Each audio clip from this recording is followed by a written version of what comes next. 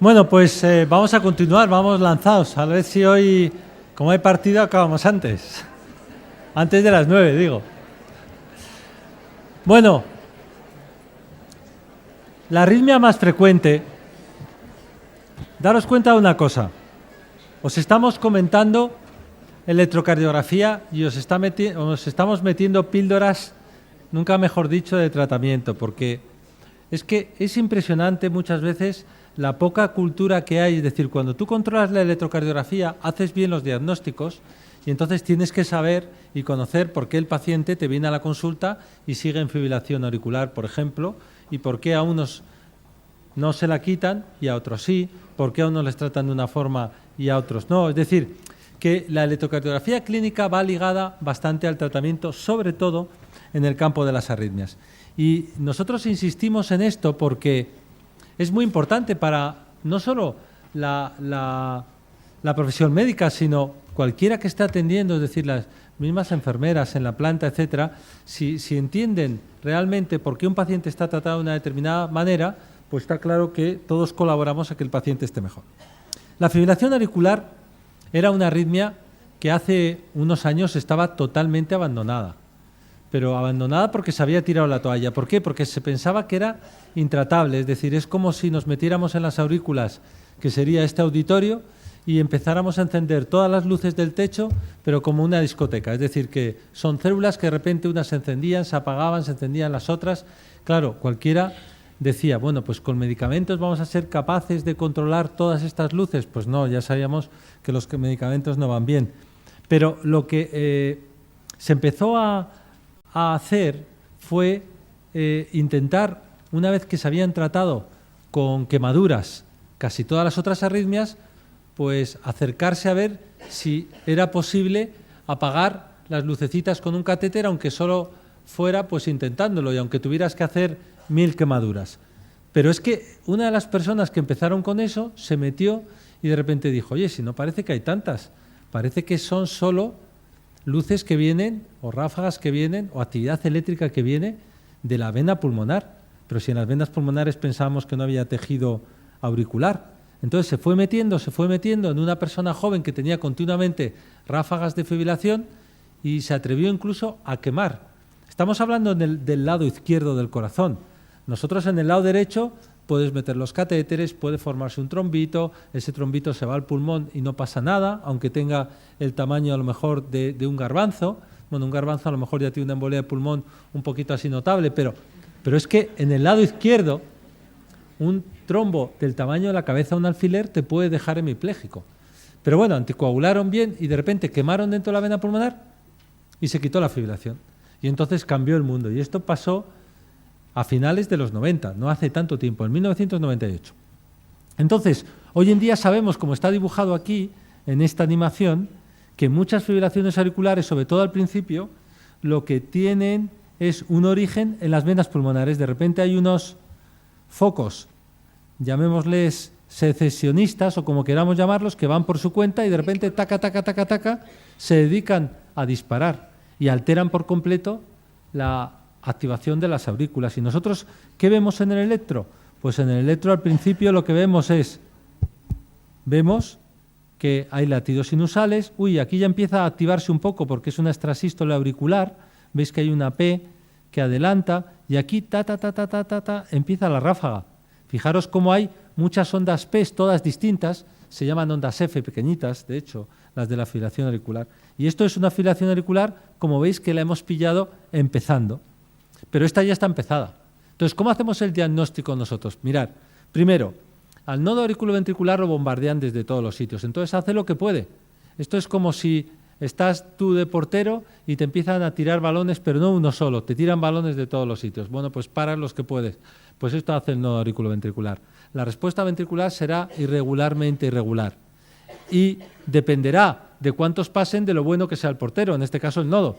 Hay nodos que paran mucho y son nodos buenos, y hay nodos que paran poco, les llamamos hiperconductores. Si tú entras en fibrilación auricular y tu corazón se pone a toda pastilla porque para poco. Pero eso naces con ello. Pero cuando buscamos las ondas P, sobre todo cuando estamos aprendiendo electrocardiografía, lo que vemos es que tenemos muchísimas dudas, porque empezamos a ver si hay ondas PES, y me parece que hay, porque yo aquí veo 3 juntitas, sí, pero van rapidísimo. Más rápido de 300 latidos por minuto que iban en el Flutter, que son un cuadradito grande. Y cuando las queremos ver, por ejemplo, en la derivación 2, vas a tener la sensación de que en unas hay P, pero que en otras no. Cuando vemos esto, veis, aquí no hay, aquí no hay, aquí no hay. Es que estamos ante una fibrilación auricular. Y la fibrilación auricular puede ser de reciente comienzo, diría yo, cuando tenemos estas ondas que parecen casi PES o parecen Flutter y vamos a, hasta que no tengamos experiencia, confundir muchos electros con flúteres. Incluso te dirán, Flutter atípico, te da igual, para los efectos como si fuera una fibrilación auricular. Pero hay otras fibrilaciones auriculares que o las pillamos solo por los pelos, como puede ser en este caso. Fijaros cómo una rachita, y esta sería una fibrilación auricular que también está empezando, pero hay enfermos en los cuales la fibrilación auricular lleva años porque tienen sus aurículas ya quemadas, porque se han quemado por otro motivo, porque han tenido una valvulopatía, porque han tenido que sufrir cirugías, porque han tenido cualquier otra enfermedad del corazón, y aquí ya lo único que vemos es la respuesta irregularmente irregular, pero ya no vemos ondas como antes, está casi plano, pero no es un bloqueo de ningún tipo, no es un ritmo regular que suponga un escape, no, es un ritmo totalmente irregular, irregularmente irregular. Y esto es una fibrilación auricular, como veréis, en los casos muy evolucionados. Bueno, la fibrilación auricular, no quiero que os aprendáis la clasificación, pero sí que nosotros hablamos con un argot que tiene sentido y decimos, tiene fibrilación auricular paroxística. ¿Qué quiere decir? Que todavía hay posibilidades porque los episodios se quitan, empiezan y se quitan solos. Es gente que tiene, por lo que sea, porque influyen otros factores, el tono vagal, el tono catecolamínico, de repente o algún tóxico. Es famosa la fibrilación auricular antes se llamaba del fin de semana, porque del lunes, porque la gente salía el sábado y el domingo, ahora se tendría que llamar del viernes porque salen el jueves, o incluso de cualquier día. Pero lo cierto es que si tú te pasas tomando copas y duermes poco y encima tal, o si tomas otras cosas, peor todavía, te la juegas porque incluso teniendo un corazón normal puedes tener fibrilación auricular paroxística. La persistente ya dura más, ya hay que hacer algo para que se quite, no se quita sola. Y la permanente, pues, o de larga evolución, pues ya os podéis imaginar. ¿Qué importancia tiene esta clasificación? Que tú, cuando me estás diciendo el tipo de FA, me estás hablando de mayor o menor severidad de la enfermedad que tiene debajo. Porque en la FA paroxística probablemente son solo unas venas pulmonares que cuando les da se ponen a disparar. Pero en la FA persistente y sobre todo en la FA crónica han contagiado esa alteración eléctrica a todo el resto de las aurículas. Y estos pacientes es poco probable que ya se puedan curar. Las tendrás que dejar muy probablemente en fibrilación auricular. Es decir, fijaros cómo la FA paroxística, aurícula prácticamente normal, la FA persistente un poquito peor y la FA crónica peor. Y perdonad que os ponga esta diapositiva en inglés, que solo es para recordar el tratamiento de la FA. Cuando tú veas en la consulta a un paciente con FA o en tu casa, porque se te ocurra de repente tomar el pulso a tu abuelita y decirle, anda, abuela, si estás irregular, irregularmente irregular, claro, porque si no se lo tienes que explicar más, que quiero decir que tienes el pulso irregular, abuela. Y entonces, lo que te tiene que preocupar es que esté en fibrilación auricular y no esté anticoagulada, porque lo que sabemos es que lo primero en una fibrilación auricular hay que saber si hay que anticoagular o no. Porque el problema de la fibrilación auricular es que tú estás tan tranquilo, de repente te quedas hemipléjico o te mueres por un accidente cerebrovascular, porque hay un trombo dentro de la orejuela izquierda, que es como los ríos cuando buscan un recoveco y se remansa el agua, que ahí hay siempre porquería, pues con la sangre pasa un poco lo mismo, se forman coágulos dentro de la orejuela y de repente, cuando quieren, salen y te pueden dejar hemipléjico. Entonces, por eso se hace ecos transesofágicos y por eso se tiene tanto cuidado para, como os ha comentado Vicky antes, pasar a ritmo sinusal a un paciente que lleva tiempo en fibrilación auricular. No me voy a meter con esto, pero tenéis que conocer, los que os dediquéis a la práctica clínica, que si el paciente lleva más de 2 días en fibrilación ya puede tener trombos dentro. Tengo que tener cuidado. Si le quiero pasar a ritmo sinusal, tendré que ver con un eco transesofágico, porque no se ve la orejuela izquierda, que es donde suelen estar escondidos los trombos, con el eco normal. Hay que meter una sonda por el esófago y ahí sí, ahí estás al lado de la aurícula izquierda. al lado de la orejuela, y ahí sí que lo ves bien, y descartar que lo tenga, o si no, fijaros que en muchos sitios todavía anticoagulan al paciente 3 semanas antes de cardiovertirlo, pero no quiero enredarme con esto. Lo que sí quiero es que entendáis el siguiente concepto. Gracias a los estudios estadísticos hemos podido saber quién tiene más probabilidades de tener una embolia.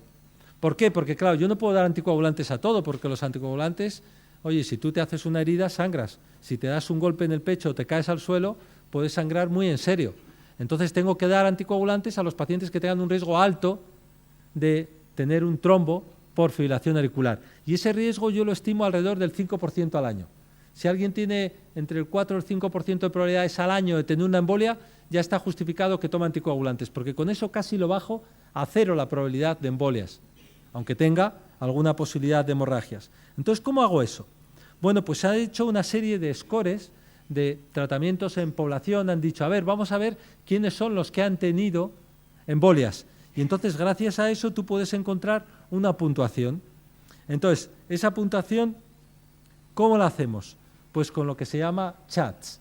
Cada letra corresponde a una de las siglas de si ha tenido un accidente cerebrovascular previo, stroke previo, son 2 puntos, si ha tenido o tiene una edad mayor de 75 años, hipertensión, diabetes, insuficiencia cardíaca, son puntitos que va sumando. De hecho, hay un criterio o criterios nuevos ahora, pero que ni siquiera los vamos a contar, porque lo que es importante de este curso es que asociéis fibrilación auricular con está anticoagulado, porque en algún sitio voy a buscar cuáles son los criterios y si realmente los cumple tiene que estar anticoagulado. Veis, por ejemplo, que del CHATS-BASC, que es la clasificación nueva, si tienes 2 puntos o más ya se recomienda anticoagular. ¿Y anticoagular con qué? Bueno, pues con Sintrón, que es lo de siempre, lo que hemos estado tomando siempre, y que te obliga a tener el INR, que yo creo que casi todos lo conocéis, entre 2 y 3. Es la anticoagulación ideal. Por debajo no protege y por encima tienes la sangre demasiado líquida. Puedes tener hemorragias. Entonces se recomienda entre 2 y 3. Pero también tenéis que tener en la cabeza las posibilidades de sangrado, que también han hecho otro score. Y este score ya veis que incluye cosas parecidas al riesgo embólico, la hipertensión, el que sea mayor, el que tenga enfermedad hepática. En definitiva, los que tenéis que tomar la decisión de si un paciente tenéis que anticoagularlo o no, lo que tenéis que hacer es, primero acordaros, fibrilación auricular, necesita anticoagulación, te lo revisas en tu librito y entonces dices, pues mira, tiene tantos puntos para anticoagular y tantos puntos para sangrar. Y ya es tu recomendación clínica. Es decir, si tú consideras que no debe estar anticoagulado porque es una señora que no toma la medicación, porque está mal de la cabeza, porque se cae continuamente, pues lo escribes en la historia clínica, pero ya todo el mundo sabe que has pensado en eso y no eres uno de esos pacientes que están por ahí con fibrilación auricular, que tendrían que estar anticoagulados y que a lo mejor dentro de 3 semanas tienen el accidente cerebrovascular. Y luego, los que estéis más metidos en la clínica, solo comentaros que hay anticoagulantes nuevos que están saliendo y que han demostrado en algunos casos que pueden ser mejores que el Sintrón y que los pacientes se los pueden solicitar, que son pues el Dabigatran, el Apixaban, todavía no, el Rivaroxaban. Bueno, pues son anticoagulantes nuevos, tendremos que tener experiencia. Ahora, ¿qué es más importante desde el punto de vista práctico? Bueno, vamos a jugar a la electrocardiografía, que ya sabemos, y además de la fibrilación auricular, vamos a decidir si el paciente es grave o no. Es decir, ¿cuándo vamos a mandar a un paciente a urgencias y tenga fibrilación auricular? Yo creo que cuando tenga insuficiencia cardíaca, cuando tenga isquemia, cuando esté mal hemodinámicamente, cuando tenga un corazón de bajo deteriorado, cuando tenga posibilidad de bloqueos o cuando sea muy viejecito. Fijaros, este paciente, por ejemplo, tiene fibrilación auricular, tiene una respuesta ventricular rápida, su nodo auriculoventricular para poco, pero él probablemente tiene una miocardiopatía, además de cualquier tipo, su corazón funcionaba bien en ritmo sinusal, pero cuando entra en fibrilación auricular se pone mal y se mete en insuficiencia cardíaca. ¿Lo podéis tratar en el centro de salud? No. ¿Los podéis tratar en la puerta de urgencias? Pues sí, tenéis más posibilidades y además puede ingresar el paciente. La siguiente sería ver, ojo con los dolores precordiales o extensivos, no solo al precordio, sino a la tripa. Cuando tengáis un paciente que tenga dolor precordial o dolor en la tripa y tenga un electro raro, ojo, a urgencias. a urgencias o llamar vosotros al servicio de urgencias, porque puede ser un paciente grave. En este caso, ya lo veremos mañana, tenía un infarto inferior añadido y ya veremos cómo la isquemia puede afectar a las aurículas y desarrolla fibrilación auricular. Os ha comentado Vicky, un paciente que tiene un Wolff Parkinson White y está fenomenal porque no le han hecho nunca un electro, el tío ni lo sabe. Está jugando a baloncesto y de repente tiene un presíncope. Le traen al hospital y ves que tiene un electro rarísimo, con unos QRS estrechos, otros anchos, todos irregulares, pues tiene o puede tener una fibrilación auricular y una vía accesoria. Aquí ya no tiene solo el portero, ya no es un problema del portero, es que tiene una puerta de entrada falsa a los ventrículos y aquí pueden entrar muchísimos impulsos eléctricos y puede incluso producir fibrilación ventricular y muerte súbita. Tratarlo de forma urgente, servicio de urgencias o de emergencias o hospital. Las personas mayores, cuidadito con las personas muy mayores porque son muy sensibles a todo. Y esta señora te puede contar síncopes o mareos y tú la ves en fibrilación auricular y dices, ah, será la arritmia. No, no, será cuando se quita la arritmia, porque lo que tiene es alterado el nodo sinusal y las aurículas. No solo tiene las lucecitas de las venas pulmonares que de repente se pueden descargar, es que su nodo sinusal se queda atontado después. En vez de reaccionar, tiene lo que se llama una enfermedad del seno, se queda atontado. Entonces, si tú en la consulta le das un fármaco antiarrítmico, vas a dejar todavía más atontado al nodo sinoauricular, con lo cual la señora puede pasar de tener un mareíto a una caída en su casa, romperse la cadera y ya sabéis cómo termina el tema. Ahora, habrá pacientes que veréis que están en fibrilación auricular crónica. ¿Se puede dejar un paciente en fibrilación auricular toda la vida? Sí, es como tener un coche que no está realmente sincronizado, no está funcionando muy bien, pero puede durar muchos años. Hombre, a todo el mundo le gusta tener su corazón que funcione bien en ritmo sinusal, pero en general tiramos la toalla y no luchamos por el ritmo sinusal en las personas, como veis, que tienen una fibrilación auricular de larga evolución, que además no tienen síntomas, gente mayor y que tiene ya historia clínica de que tiene cardiopatía o que han fallado los fármacos antiarrítmicos.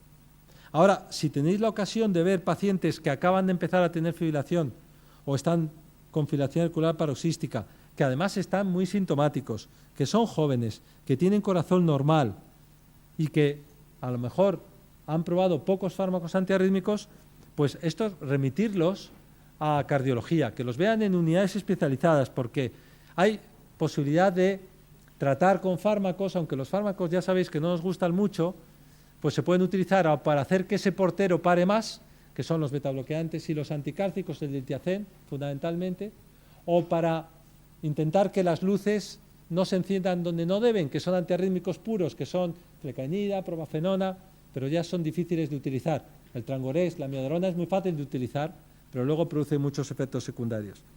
Y hay enfermos que se pueden curar con ablación. No quiero dejar de comentaros porque es verdad que nuestra unidad es una unidad que tiene muchísima experiencia en fibrilación auricular, muchísima experiencia en ablación y muchos enfermos jóvenes, aislándoles eléctricamente las venas pulmonares. Con esto conseguimos que esos focos al final se aburran porque como no pueden contagiar a nadie, no pueden salirse de las venas pulmonares, acaban por extinguirse ellos solos. Es decir, que el diagnóstico de la fibrilación auricular se basa en el electrocardiograma, que el electrocardiograma será diferente, pero en general pensaremos en ella siempre cuando tengamos problemas para ver las ondas PES y el ritmo ventricular sea irregularmente irregular, que lo primero que se nos tiene que encender es la luz del tratamiento para saber si tienen que estar anticoagulados o no, que el decidir si hay que mantener ritmo sinusal o luchar por él o mantener al paciente en fibrilación auricular ya es harina de otro costal, y que sepáis que cuando dicen ablación, me han intentado curar la fibrilación auricular, que sepáis que es ablación de las venas pulmonares y que esto es lo que pues con mucha frecuencia hacemos aquí. Nada más, muchas gracias.